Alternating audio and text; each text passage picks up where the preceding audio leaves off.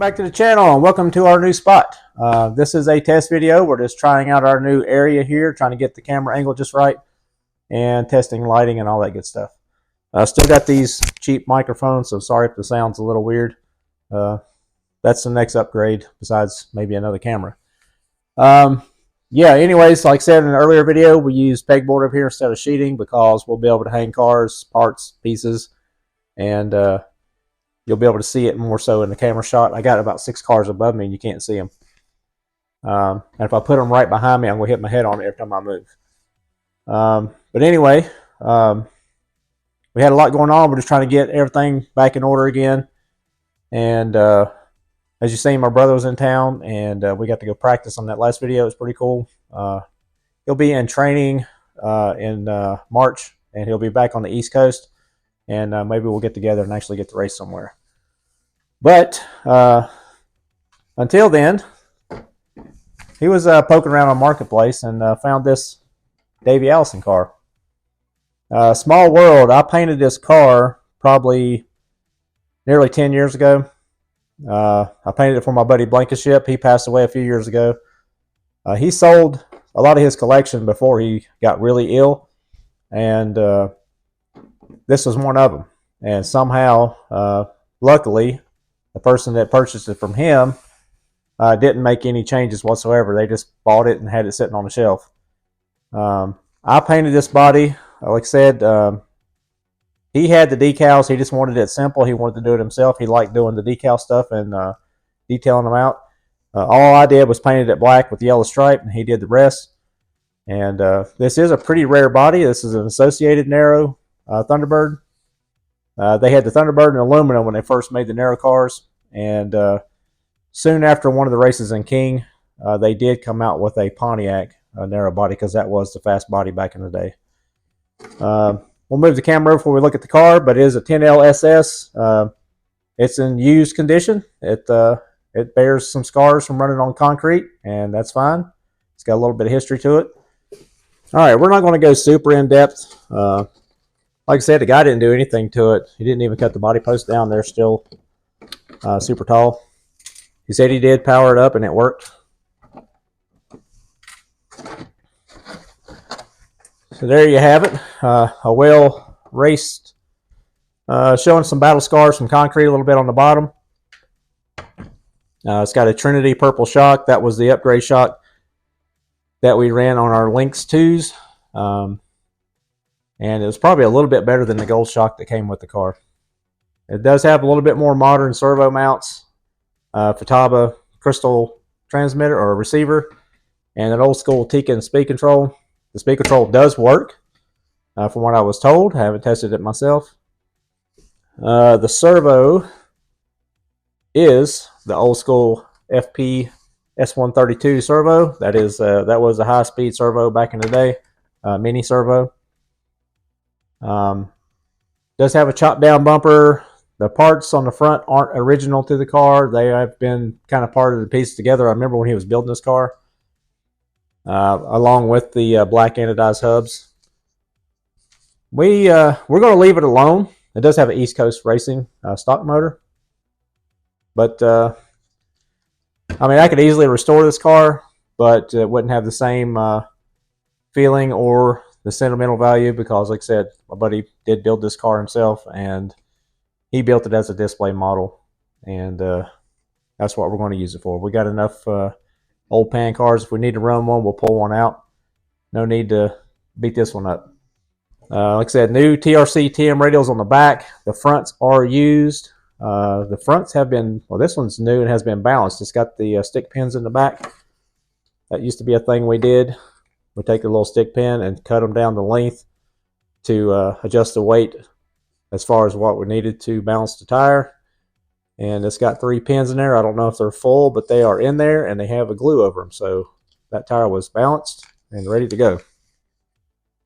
They still feel really soft, and they're not dried up too bad. This one's a little bit dry, but like I said, it's been through a couple heat cycles. It has been ran. It looks like it might have been a right front at one time. It's got a little bit of bluing on it. But anyways, there's your 10L SS with the Associated '89 narrow T-Bird. I believe Associated was one of the first ones to come out with a narrow car. They showed up at the Nationals. Cliff Lett had an aluminum body. They cut down the middle. Him and Kent Clausen had the aluminum body, and then I remember Kent showed up with the Lumina at King, and it wasn't a fast body there, and he had to go to the hobby shop and buy a 90 Pontiac Bowlink, and it was shortly after that that Associated had a 90 Pontiac. That was the hot body back then. But anyways, that's enough about that. Let's go on to our next project here, and we'll crack this thing open. All right, another retro build. I know there's several videos on this car on YouTube already. I've been watching them myself to get some build tips. We have ordered some, as Eric would say, some doodads and some trinkets. And we're all about some doodads and trinkets when it comes here.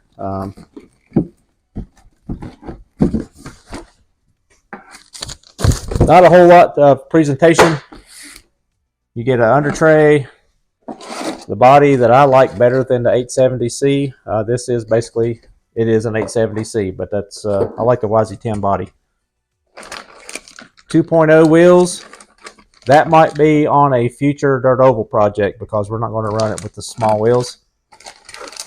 And then there's your Hot Laps factory tires. Pretty soft compound. And there's your car, pretty much. All the bags, all the parts, wing, fluids, and your chassis plate, fiberglass, and a little decal sheet and instructions manual, and another 4-way. Probably got 20 of those things. Not sure what the 4-way would be for. Maybe just shock screw or bolts and nuts because the wheels are screwed on. That was always a cool factor back in the day, was the screwed on wheels.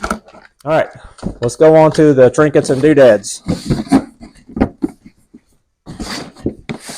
And we did pick up at this car at our local hobby shop, Anderson RC. If you're in the Thomasville area, check it out, North Carolina.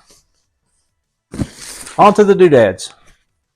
All right, you've seen it here first, fresh off of the airplane from Taiwan. It might be in a cool box. I don't know. It might just be black. I see a logo, so maybe it's cool. Got a little box damage. It's been traveling for about, I ordered this on the, I think I ordered it before I bought the car. And it's been about a month. There you go, Exo Designs. It's got a cool little ghosted graphic in there you can't see on the camera probably. This is the first of many hop-ups that we're doing on the car. I know it kind of takes away from the retro old school, but it's still the same car for the most part. And Cup Alley 2.2 pink wheels. This kit you can order with pink, yellow, black, white, I think. Don't quote me on that because it's been a minute since I ordered it and looked on their website. And then we have the complete conversion kit, composite. It's all graphite, big bore shock towers, pretty cool shock mount, kind of like a Kyosho wing mount. They don't have the factory car has the wing wires that loop around. And that was cool back in the day, but this one here is a little bit more modernized and probably a little bit more durable. At least I hope so. Hope it don't break off because it took a month to get this stuff. We're not going to crack into this too much until we start building the car because we do have some parts coming from the UK from JC Racing. This does come with hardware, spacers, because the shocks are going to have to be spaced out on lower arms on the big bore. I think that's why this was, these spacers did come because this was a big bore kit. It does have instructions in there, which is cool. Sometimes these aftermarket parts don't come with any instructions. We got front extended UJs coming from JC Racing. That allows you to use the outer hole that's already on the arm and gives a little bit more front droop and a little more travel in the front. And we got to source some shocks. I think a buddy may have some, so hopefully he does, because 12mm Associated shocks are pretty much non-existent on the internet, unless I buy a used car or buy another car just to get the shocks out of it. But anyways, that's the beginning of the YZ10.